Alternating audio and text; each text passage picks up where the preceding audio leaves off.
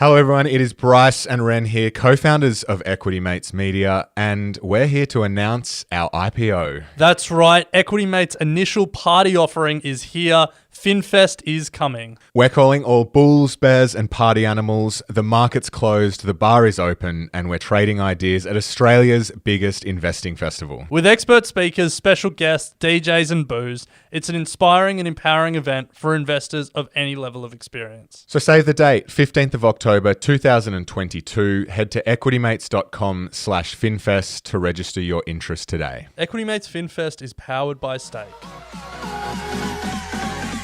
Equity Mates. I will say this about investing. Everything you do learn is cumulative. What I learned at 20 is useful. Welcome to another episode of Equity Mates, a podcast that follows our journey of investing. Whether you're an absolute beginner or approaching Warren Buffett status, our aim is to help break down your barriers from beginning to dividend. My name is Bryce, and as always, I'm joined by my equity buddy, Ren. How are you going? I'm very good, Bryce. In AFL, they say the third quarter is the championship quarter, and this is our third episode with Quartr. Yes. So the championship quarter. Yeah, that's it. Third and final episode with Quartr. Head to their website, QUARTR.com, and download the app. Just go straight to the App Store. Yeah, go straight to the App Store. It's an awesome app. As you've heard over the last couple of weeks, we've been listening to some of the earnings calls from companies around the world. We've touched on supply chains.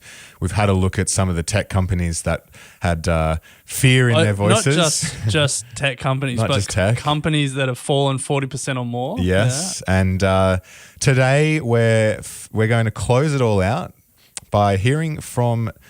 we're going to be comparing the pair. Compare the pair. Now, Yeah. if you're not listening in Australia, a very famous ad campaign by the retirement industry asked Australians to compare the pair when they're thinking about what retirement account to sign up with. Well, we're going to compare the pair when it comes to rival CEOs today, and we're going to listen to rival CEOs talking about the same subject. So we've got an all-star lineup today. We've got the CEO of Tesla and the CEO of GM talking about driverless cars. We've got the CEO of Nike and the CEO of Adidas. I was calling it Adidas before the earnings call, so we're learning so much. Talking about changes in their businesses. We've got Visa and Mastercard going head-to-head. And then we've got a triple header to close things out. Nvidia, Microsoft, and Meta all sharing their views on the metaverse. Love it. Can't wait for this one. A lot to get through. So make sure you check out Quartr. It's one of those apps that just really can help you on your investing journey. Conference calls, earnings calls, transcripts, analyst reports, all in the one app, all free. And they've done a heap of work on the UX compared to when we were looking at it this time last year. So nice one, Quartr. Make sure you go and check it out. The other good thing is that whenever there's like a big corporate action, there will generally be an investor call. So when Afterpay got acquired by Square, there was an earnings call that we could listen to on the Quartr app. But last week, Ford announced it was splitting itself in half. And as we were preparing for this episode, we could listen to the Ford team explain that. So one thing, as well as the quarterly earnings calls, whenever something big happens, they'll generally get on a call and explain it to investors. And now we can listen to that as well, which is really convenient. So yeah, let's not talk about Ford because it's not that interesting. But when interesting corporate actions happen, you can also listen to it on the Quartr app. That's it. Now, before we jump into it, you would have heard at the top of the show that we are IPOing. Our initial party offering is here, and that is FinFest. We're incredibly excited. Head to equitymates.com/FinFest to register your interest for what we are terming Australia's biggest finance festival. Yep. We're really excited to actually turn finance events on its head and put on a bit of a party, but also an event that will inspire you, empower you, enable you to take that next step on your investing journey. And That's all we're going to say for now. We've got guests lined up. We've got an awesome venue. Tickets will be going on sale soon, and we'll be announcing who will also be headlining from a DJ point of view. I think it's going to be Ren, but he hasn't said yet. Yeah. I've got some vinyls. I won't be doing any of that CDJ or any of that. I'll be DJing the old school way, so you wouldn't want to miss that. FinFest is powered by Stake, so a big thanks to them for supporting the event. Yeah. We can't wait. It's going to be so much fun. Nice one. Well, yes, thanks to Stake. We're pumped. equitymates.com/FinFest. It's going to be in your show notes. Register now, and we'll keep you updated as things progress. It's going to be awesome. So, Bryce, let's get stuck into this episode, and we're comparing the pair. I'm not going to ask you to choose your favorite CEO out of the pair. We'll let everyone listening make their own decisions. But let's start at the top of the mountain with the CEO that gets the most press, whose Twitter moves markets and market regulators. Elon Musk, Tesla. What a guy. And we were going to do these two companies on electric cars and just like what's going on there. But something caught our ear, I should say, in both of these earnings calls, and that's the shift to driverless cars. So let's start with Elon. Let's hear his view on where Tesla is, and then hear where he thinks we're going in terms of driverless cars. Just to recap, 2021, it was a breakthrough year for Tesla and for electric vehicles in general. And while we battled, and everyone did, with supply chain challenges through the year, we managed to grow our volumes by nearly 90% last year. This level of growth didn't happen by coincidence. It was a result of ingenuity and hard work across multiple teams throughout the company. Additionally, we reached the highest operating margin in the industry in the last widely reported quarter at over 14% GAAP operating margin. Lastly, thanks to $5.5 billion of million, small finger by the mouth, $5.5 billion of GAAP net income in 2021, our accumulated profitability since the inception of the company became positive, which I think makes us a real company at this point. This is a critical milestone for the company. So after an exceptional year, we shift our focus to the future, Texas and Berlin. So we've begun production at both Texas and Berlin. We started that last quarter. But that's not the most important thing. We're focused more on when to get to volume production and when can we deliver cars to customers.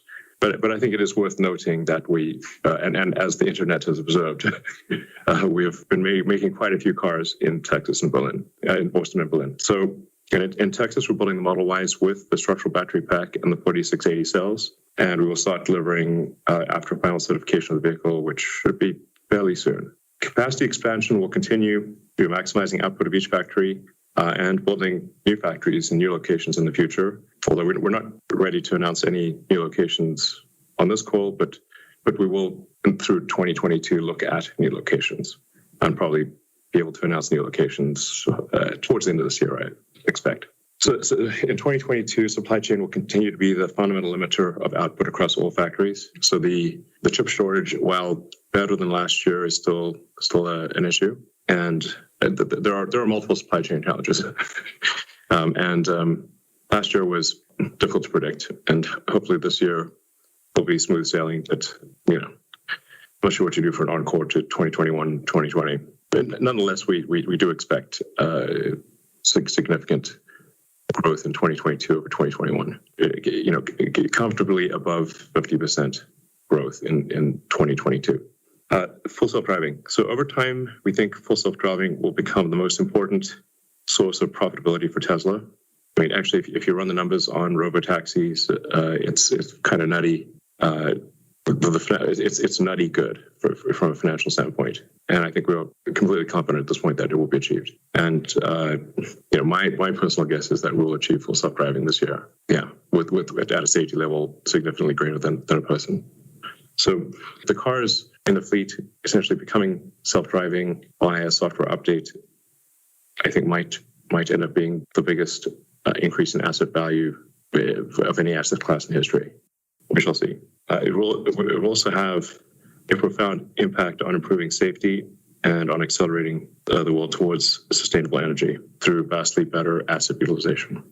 Well, Ren, look, Elon, love the guy. Some pretty amazing stuff in there. He fully expects to achieve full self-driving this year. This year. Now, I need to stress that Elon is very good at saying that they'll do things this year and dragging that out year after year after year. I need to stress that Elon is very good at doing things which many people think couldn't be done. Yes. Reusable rockets, electric vehicles may ring some bells. So yeah, I'm not saying it's not possible. I fully anticipate that he will deliver it this year.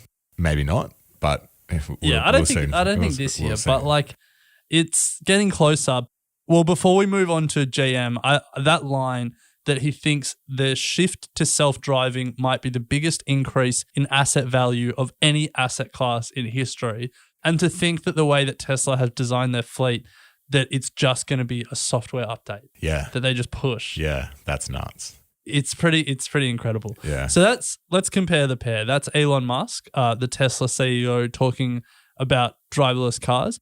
So let's move to the GM CEO, Mary Barra, who is talking about their self-driving subsidiary, Cruise.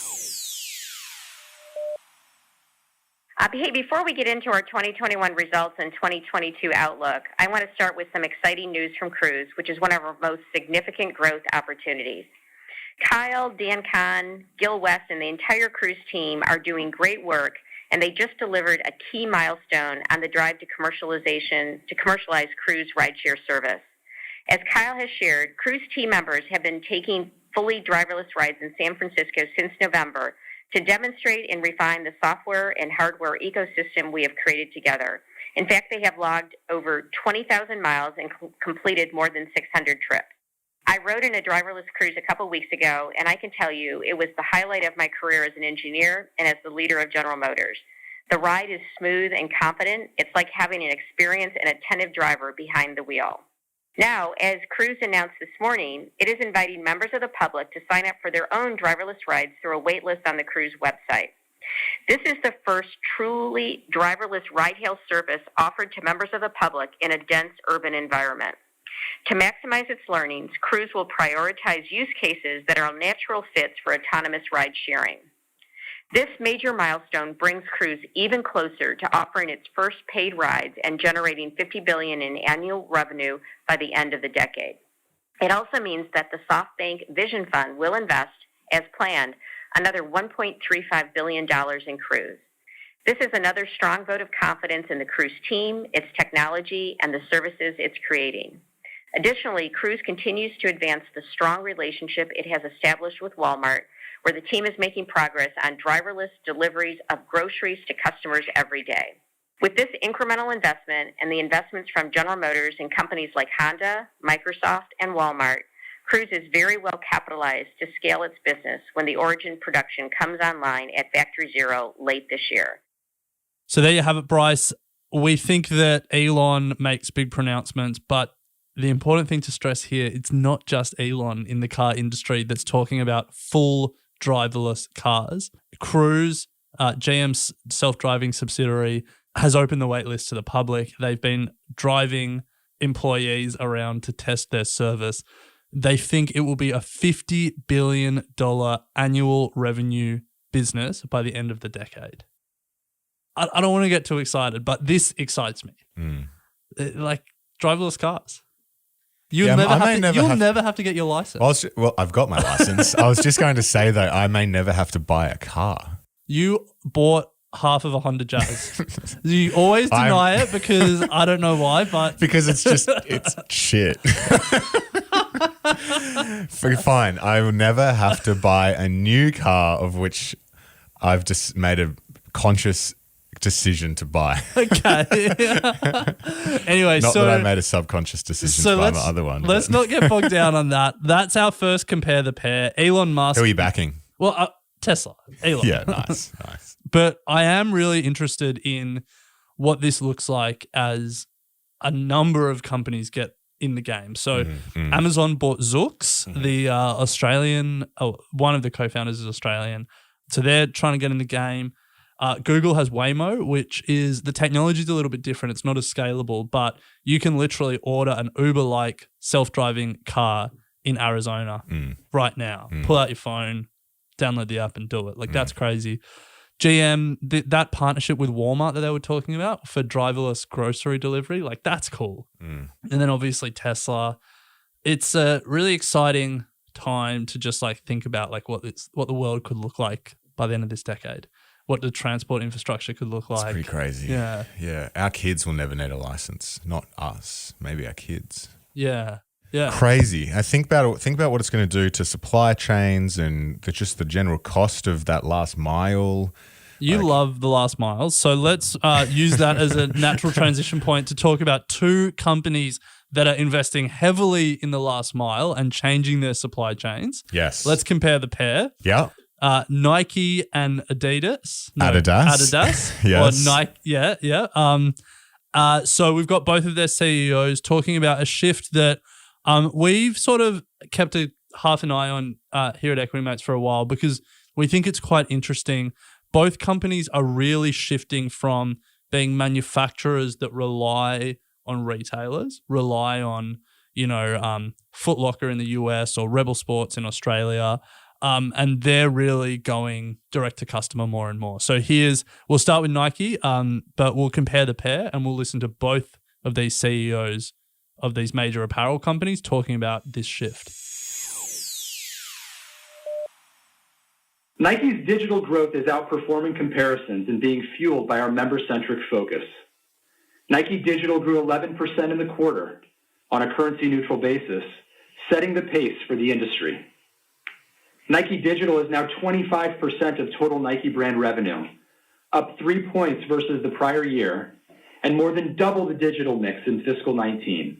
Enhanced onboarding experiences are attracting millions of new members into the top of the funnel, and we are focused heavily on member engagement and buying. Member engagement grew 27%, and repeat buyers grew 50% versus last year, driving overall higher AUR, AOV, and member buying frequency. 40% of total digital demand this year is coming from our mobile apps, highlighting the strength of our digital platform. We now have over 79 million engaged members across our Nike ecosystem. And as Nike's digital ecosystem continues to grow, we are beginning to see the compounding benefits of scale, from brand awareness and consumer connection to data-informed personalization and inventory utilization, to loyalty. This quarter, we held our first globally coordinated Member Days event, setting records in member engagement. From member-exclusive product offerings to our first live stream member events from our Nike Town London and Passeig de Gracia store in Barcelona, we created a distinct member experience and set a record for weekly active users on the Nike app in North America. Now moving to one final topic. Connecting with today's consumers means serving them with the product they want, when and where they want it. Consumers want a premium, seamless, and personalized experience with minimal friction across their journey to explore, engage, connect, and purchase products from the brands they love. As we've discussed before, Nike's focused on creating one Nike marketplace that elevates the brand by creating direct consumer connections through fewer, more impactful wholesale partners, with a connected mobile digital experience at the center built for the Nike member. Over the past 4 years, North America has reduced the number of wholesale accounts by roughly 50%, while delivering strong growth and recapturing consumer demand through Nike Direct and our strategic wholesale partners, leading the way for Nike. In the second quarter, North America Digital grew 40% versus the prior year, pushing Nike Digital to 30% of total North America marketplace, bringing Nike Direct to 48% of total. In order to enable this growth and drive the shift in marketplace composition, we have accelerated investment to evolve our distribution network and scale a digital-first supply chain, leveraging advanced analytics, automation, and technology. We have opened 2 new regional service centers on both coasts, which are able to deliver more units to consumers with shorter delivery times.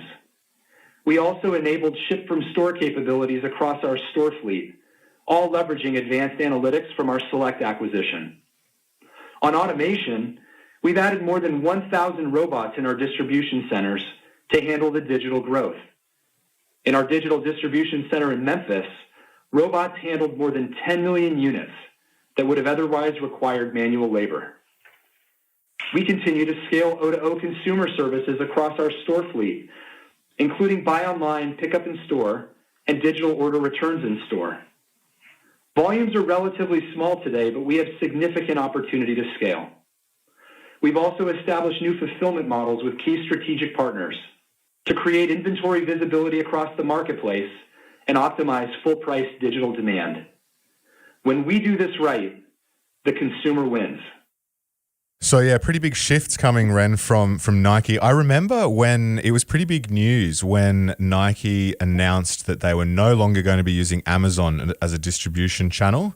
They're going all through their own distribution channels, straight to consumer. They felt, and to me that just speaks to the power of the brand. Really, they've got such a strong brand and the ability and channels now to do it themselves. Why do you need third party? Yeah, they reduced their wholesale accounts in North America by 50%. Yeah, they cut them in half. Like, that's pretty amazing. And they've really embraced like the Apple model of retail, where they have these like Halo stores that are Nike stores where they showcase and then they try and really do online sales.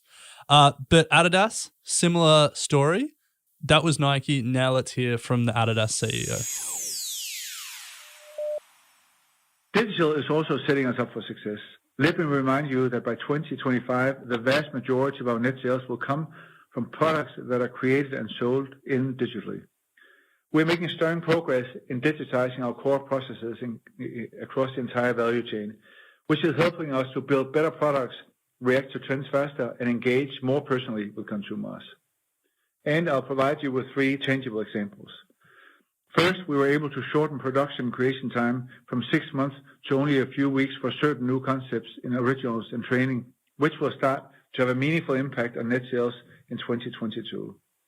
Secondly, our D2C business model equips us with more and more consumer data, which we have been leveraging to drive an increase in full price share for D2C, inclusive launches up to 70%. Third, we continue to significantly invest in digital tech and data analytics capabilities and hired an additional 2,000 digital experts in 2021. Overall, digital is becoming a core competency and an integral value driver for Adidas as we're able to meet consumer needs even faster and more effectively. The ambition to create more direct relationships across both digital and physical touchpoints is fully embraced by experience as a strategic focus area. We always said that we'll become a member-based first, and we're making strong progress towards this target. In 2021, we've added 75 million new members to our digital ecosystem, which brings the total number of members to now 240 million. And let me reiterate, members are our most profitable consumers as they buy more than 50% more often and have a lifetime value that is more than 2 times higher. But we're not stopping there. Our seamless enhanced consumer experience also extends to our retail space as we added an additional 61,000 square meters net selling space throughout the course of 2021, including new brand Halo stores in Dubai, Shanghai, Beijing, Berlin, and Hamburg. Look, no surprise that some of these companies are following in the footsteps of Nike. Are they? Who's following who? I feel like Nike went first on this. Do you? That's just a, is that just that's a gut you, feel. Is that just because you think Nike is the first in your mind? What do you mean? Like when you think of like sportswear and apparel, no one thinks about Adidas first. No, but that's not what no. Okay. I think it's just because I felt like Nike have been much more outward with this type of a transition for a couple of years now. Okay. Yeah. Okay. I think the important thing to stress about this transition though is it's not just a shift to online. Mm-hmm. Like that is not this story. This story is a shift to like vertically integrate their supply chain and own it end to end, and just really like get rid of other wholesalers. And I think one of the last things that we had in that clip from the Adidas CEO when he said they've added 61,000 square meters of selling space across all these major cities. Like, they're not getting out of the bricks and mortar retail game. They're getting into it deeper, but they're just getting into it themselves rather than relying on other retailers. Rebel Sports and other bricks and mortar stores. Yeah. And like, they'll always have a place, but it's an interesting business transition. The two numbers that I want to stress that I think were really interesting, because as our conversation before touched on, we think of Nike first. We think of Nike moving first and moving faster, but their digital members in their digital ecosystem, 79 million for Nike, 240 million for Adidas. Amazing. Yeah. I would not have expected that. It's incredible. I think Adidas probably is, as I think we said offline, I think there's a bit more streetwear in there and appeals to not just that athlete vibe. Yep. So potentially why, but staggeringly much larger. Yeah. One other thing that we didn't include because it didn't really fit the compare the pair narrative, but we also listened to the Under Armour earnings call. And one thing that we really noticed was both Nike and Adidas celebrate their athletes. They're like, Nike are like, this athlete won this competition wearing this Nike shoe and, this Nike hat. And Adidas were celebrating that they're back in the running game, and the Adidas runners won more competitions than all other runners combined. And that was something they're really proud of. So they really celebrate the big athletes, the professional athletes who are wearing their gear. Adidas had a big thing about Leo Messi to start their call. Under Armour has a different tact, and I really like this tact, which is they've created this whole program about grassroots sports and improving accessibility to sports, and they aren't talking about the Jordans and the LeBrons. Yeah, I don't know who wears Under Armour, but heaps of athletes would, like heaps of professional athletes would, but instead they're talking about they want to like basically just support grassroots sport and I guess get customers that way, rather than having like sporting idols wearing their brands. Good play. Yeah, great play. A very different strategy, but you can see the logic behind it. Big time. Now, just quickly on Under Armour, we've just come off an incredibly wet 3 weeks here in Sydney. Hopefully everyone's going okay. For those that have been impacted by the floods, if you're listening overseas, you may have seen it on the news. It's been rather wet up and down the east coast of Australia. I must say, Under Armour have an incredible umbrella. Yeah. Yeah. It's not circular. It's actually almost a square, Did if you that Google makes it? sense. Yeah, I've got it here. Can you show me? Yeah. This isn't going to work for audio, but if people are watching on YouTube, maybe hold it up to the camera. It's kind of hard to tell, but like it's it's not a circle, and it's much more square-like. So the canopy exposure is but huge. It's not quite a square. It's like an octagon. Yeah. It's like it's 8-sided. It's like 4 long sides and 4 short sides. Yeah, exactly. Yeah. So I wonder if people are just listening to this, how are they visualizing it? Yeah, true. So what's the logic though? The logic for me is more canopy space. Right. Yeah, okay. because it's pushing those sides out a little further. Oh yeah, that's what you're saying. Yeah. Okay. Have So you got one? More canopy? No, but I just looked at the price and they are very reasonable compared to some other golf umbrellas that you could buy. It's actually a golf umbrella. Well, given that all of the umbrellas we seem to use in the office, we've been sent as free merch. We should get one. They look pro. Anyway, we're not here to discuss compare the pairs with umbrellas. We are here to compare the pair. But Look, I think we need to take a break. Unsponsored segment there for Under Armour. I think we need to take a break, finish this umbrella chat offline, take a deep breath, center ourselves, and then we'll come back and we'll talk. We'll talk about Visa and Mastercard, talking about crypto, and then 3 of the big tech companies talking about the metaverse. All right, Ren. So payments, Visa v Mastercard. But payments, we're not going to talk about their traditional payments. We're going to talk crypto here. We're going to get the views from Visa CEO Al Kelly and Mastercard CEO Michael Maybach. Yeah, I think, when we look at crypto Twitter, everyone talks about how, it's going to disrupt payments and, all this stuff, decentralized finance, DeFi, all this stuff. Then you speak to expert investors that invest in Visa and Mastercard, and they're not worried. And for me, it's always a question that I have, and it's something that I want to understand. So both the Visa and Mastercard CEOs spoke about crypto, so we thought it was worth sharing how these companies are viewing this potentially disruptive technology.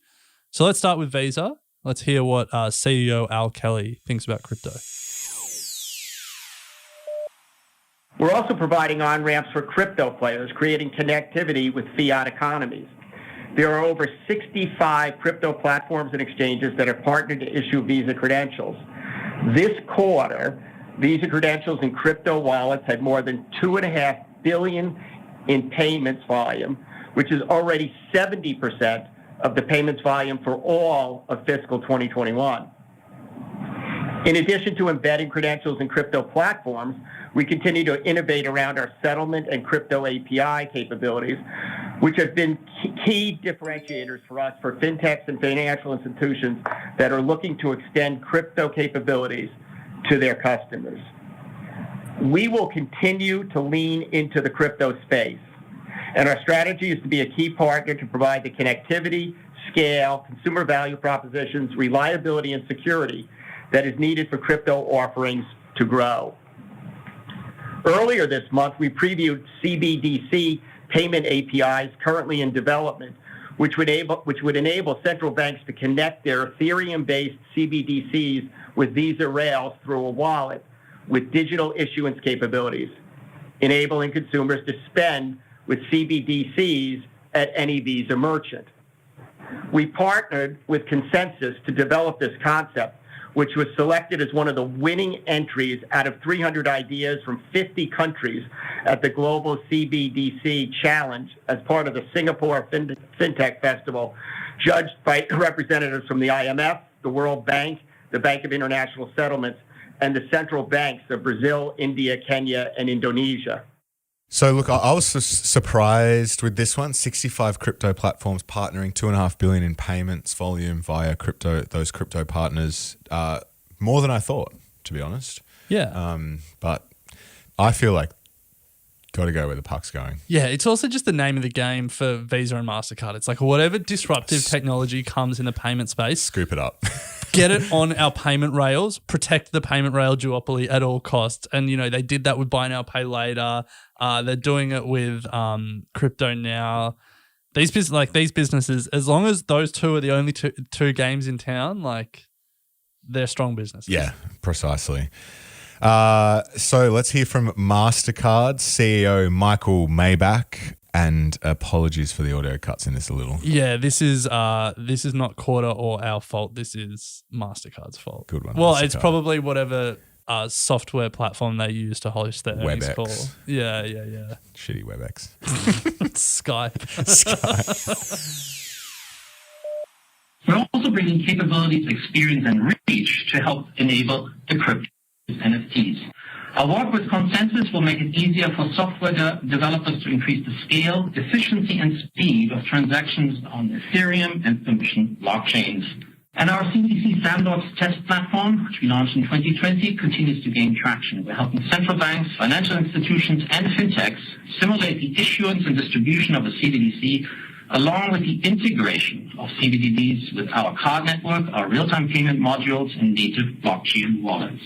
So not a heap of detail here. I think we said we weren't going to cast judgment, but if I'm going to compare the pair between MasterCard and Visa, it feels like Visa are a lot more on the front foot when it comes to crypto. And I think that sort of reflects what we've been saying generally in the space. In terms of media reports and who's investing where. One interesting note, I think both Visa and MasterCard mentioned CBDCs. Now, that's an acronym that is going to be particularly relevant, central bank digital currencies. And it feels that both Visa and MasterCard are really working with central banks. So the Federal Reserve over in the US, the Reserve Bank of Australia, back here in Australia, central banks around the world to create their versions of digital currencies. I don't think you can call them cryptocurrencies because they're, centrally controlled, centrally managed, all of that. They're not decentralized, but that will be a really interesting thing to watch develop over the next few years. And I think listening to commentary from Visa and MasterCard will give us a good indication of how far along those projects are. Yeah. Because central banks aren't going to be that forthcoming. Yeah.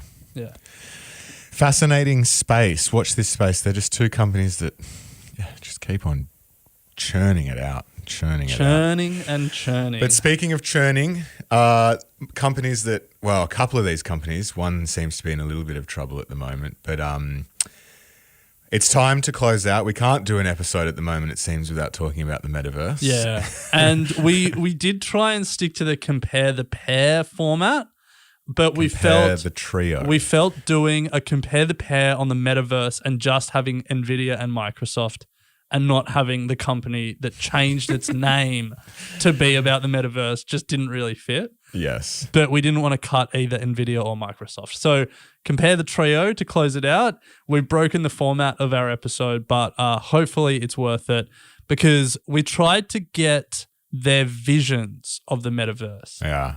Not how they're investing, but like what they see the metaverse is. Because there's still a lot of questions, a lot of unknown. People are like, I don't get it. Yeah. And to be honest, the Zuck clip was not as good. I don't think he's really... He doesn't know what metaverse is. Yeah, I mean, he knows. Yeah, but yeah. He thinks it's like Club Penguin, but an embodied Club Penguin. But anyway, let's start with Nvidia. They call it the Omniverse. NVIDIA Omniverse is a world simulation engine that connects simulated digital worlds to the physical world. Omniverse is a digital twin, a simulation of the physical world.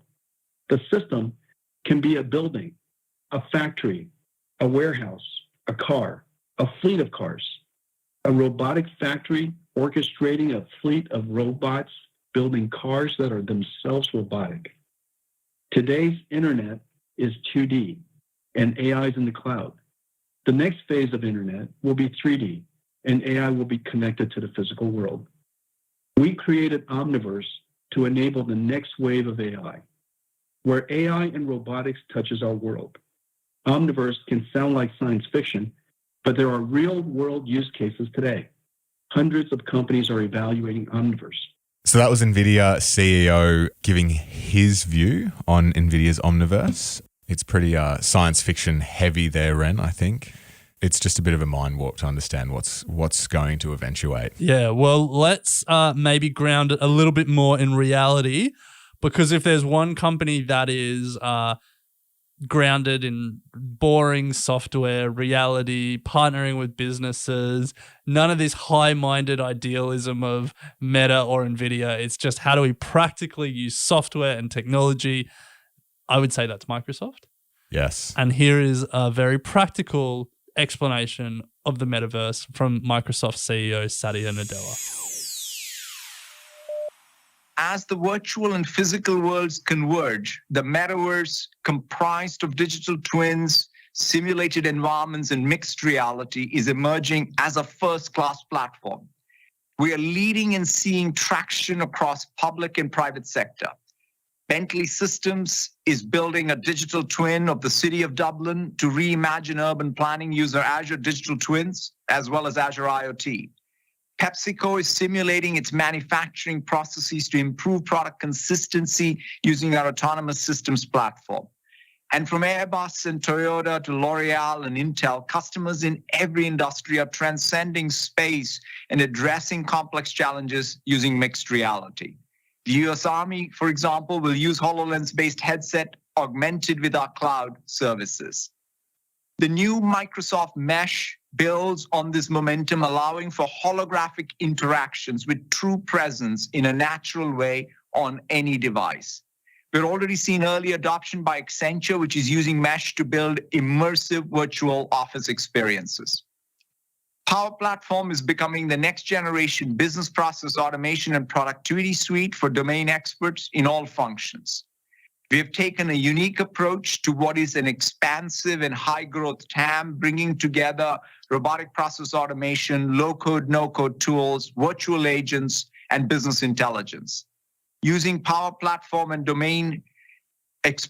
any domain expert can automate a workflow, create an app, build a virtual agent, or analyze data, rapidly driving productivity gains across the organization through smart automation. Look, we speak of what is it going to look like. Microsoft there with some Pepsi, Bentley, Airbus, some examples of companies that are using this sort of mixed reality. Yeah, they're going pretty hard in this space. The US Army one's interesting. I would love to just see what it's like to do like US Army training in the metaverse. Yeah. Well, I imagine it might be not.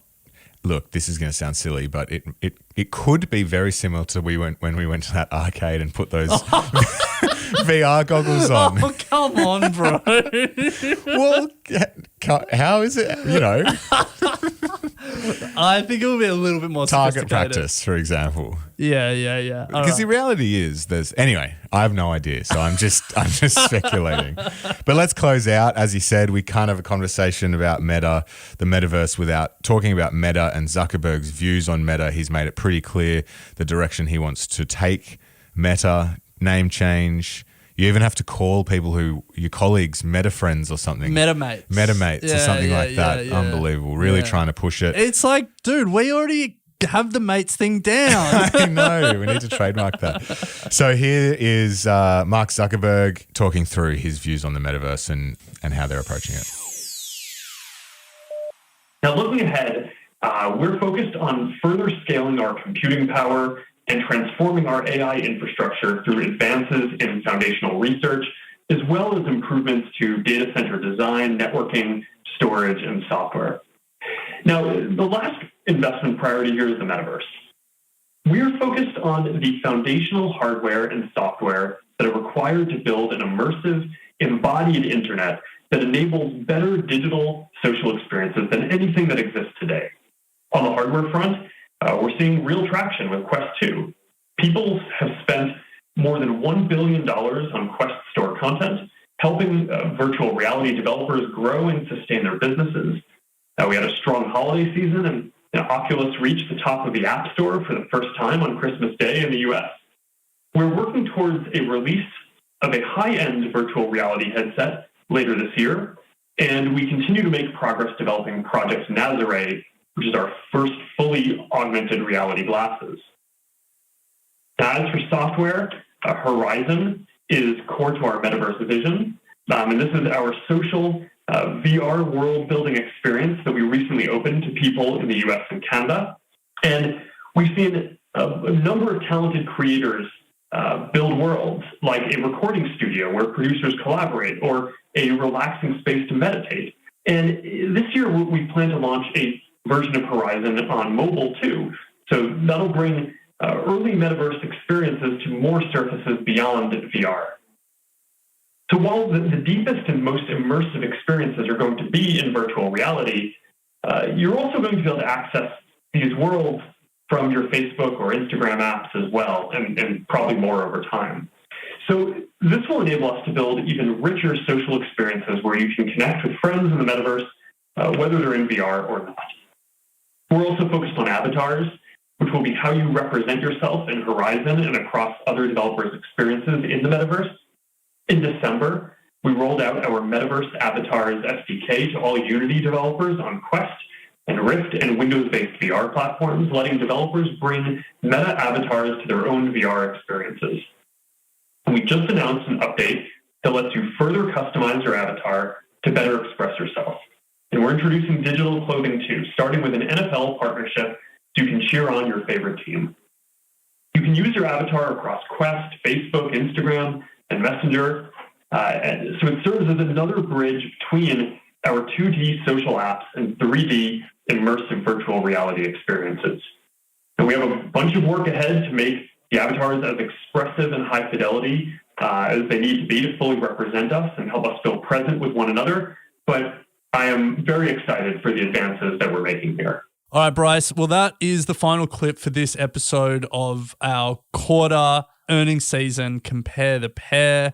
We've heard some of the biggest CEOs, most well-known CEOs in the world, Satya Nadella, Mark Zuckerberg, Elon Musk, and some less known but doing really interesting things. Al Kelly Visa, Mary Barra, GM. Any thoughts, any final takeaways from the pairs? Should we go through and you tell me your favorite CEO of each pair? Sure. Musk. Yeah. Next. Can't go past Nike. President John Donohue. And CEO. And CEO. The Visa and Mastercard. Interesting. I'm a Visa man. Never had a Mastercard. Never had a Mastercard. Never had a Mastercard. Interesting. I've only ever had Mastercards. Oh, wow. But I've only ever invested in Visa. Oh, there you go. So we know money talks. So Al Kelly. And look, I love Microsoft. So Satya Nadella for me. Great. See you later, Zuckerberg. But anyway, I also want to thank Quartr, QUARTR.com. Download it in your app store now. A great resource, honestly, a great free resource, we should stress, for you to get direct access to all of these conversations and conference calls, earnings calls, market updates that we've been exploring over the last 3 weeks. So a big thank you to Quartr for supporting these episodes. We find it a great resource. Yeah, and you may have noticed that they're now advertising on Bloomberg. Never forget where you started, Quartr. Never forget where you started. We see you going on to do big things, but we'll keep doing these quarterly episodes. We never forget, yeah. Anyway, that brings us to the end of today's episode. Thank you so much for listening. As always, if you have joined us for the first time, welcome. Make sure you rate and review us. It goes a long way to promoting the show to new users on your podcast apps. And don't forget to sign up to FinFest, equitymates.com/FinFest. The link will be in your show notes. Keep an ear out and an eye out for that as we release more information. We really can't wait. It's going to be an awesome event. Yeah. And we'll pick it up next week. Sounds good. Equity Mates Investing Podcast is a product of Equity Mates Media. All information in this podcast is for education and entertainment purposes only. It is not intended as a substitute for professional finance, legal, or tax advice. The hosts of Equity Mates Investing Podcast are not financial professionals and are not aware of your personal financial circumstances. Before making any financial decisions, you should read the product disclosure statement and, if necessary, consult a licensed financial professional. Do not take financial advice from a podcast. For more information, head to the disclaimer page on the Equity Mates website, where you can find ASIC resources and find a registered financial professional near you. In the spirit of reconciliation, Equity Mates Media and the hosts of Equity Mates Investing Podcast acknowledge the traditional custodians of country throughout Australia and their connections to land, sea, and community.